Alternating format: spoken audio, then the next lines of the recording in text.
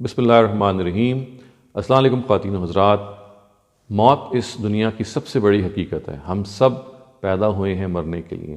موت کی تیاری ایک ایسی چیز ہے جسے ہمیں ہر وقت اس کے بارے میں فکر رہنی چاہیے۔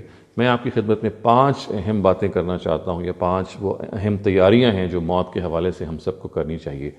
پہلی تیاری خواتین و حضرات یہ ہے کہ ہم موت کے حادثے کے بعد اللہ تعالیٰ سے ظاہر ہے کہ ان سے ہم ملاقات کریں گے، تو ہمیں خداوند تعالیٰ سے اس صورت میں ملنا چاہیے کہ ہم اس کے آگے سرخ روح ہوں اور فخر سے کہہ سکیں کہ ہم نے وہ زندگی بندگی میں گزاری، وہ زندگی اس کی اطاعت میں گزاری۔ خواتین و حضرات، جو دوسری اہم تیاری موت کی ہے وہ یہ ہے کہ ہمیں اپنی وصیت ضرور لکھنی چاہیے۔ قرآن مجید یہ کہتا ہے کہ اگر ہم مال چھوڑے جا رہے ہیں اور ہم کسی کے حق میں وصیت کرنا چاہتے ہیں تو ہمیں اس کے لیے حق دیا گیا ہے کہ ہم اپنے مال کے بارے میں وصیت کر سکیں۔ اس وصیت کے حق کو ہمیں ایکسرسائز کرنا چاہیے، کیونکہ ہمارے ارد گرد میں ایسے مواقع ہو سکتے ہیں کہ جن کے بارے میں ہم یہ سمجھیں کہ یہ ہماری جو وصیت ہے وہ ان تک پہنچنی چاہیے۔ خواتین حضرات، جو تیسری اہم چیز اس سلسلے میں جو تیسری تیاری ہے وہ یہ ہے کہ ہمارے پاس ایسے ڈاکیومنٹس ہو سکتے ہیں، چابیاں ہو سکتی ہیں، پاسورڈز ہیں، بینک اکاؤنٹس ہیں، لائسنسز ہیں، بہت سارے اس طرح کی چیزیں ہیں جو ان کا ہمیں ہی پتہ ہے، تو ان کا ہمیں ایک میمورینڈم بنانا چاہیے تاکہ اس کی لسٹ لوگوں کو پتہ ہو کہ وہ چیزیں کہاں ہیں، مرنے کے بعد وہ ان صاحب سے کہاں سے ملیں گی۔ یہ وہ خدمت ہے جو ہم اپنے بعد والوں کے لیے کر رہے ہیں۔ اگر ہم ایسا نہیں کریں گے تو ان کے لیے ہم ہو سکتا ہے کہ کافی مصیبت چھوڑ جائیں۔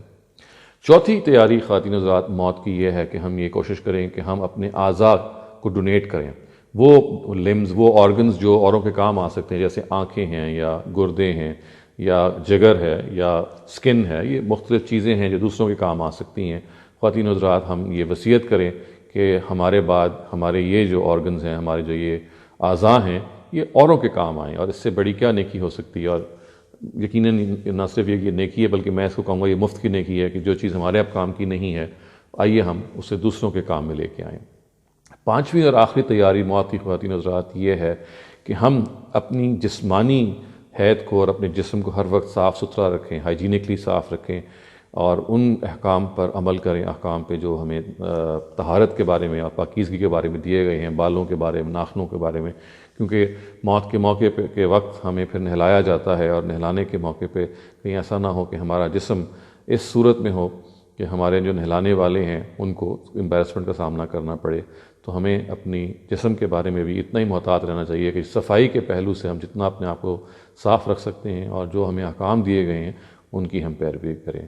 تو آئیے خواتین و حضرات، ہم اس موت کی تیاری میں ان 5 چیزوں کا اہتمام رکھیں۔ یہ حادثہ کبھی بھی ہو سکتا ہے اور یہ ضروری ہے کہ ہم ان سب چیزوں کے بارے میں بہت حساس رہیں۔ بہت بہت شکریہ۔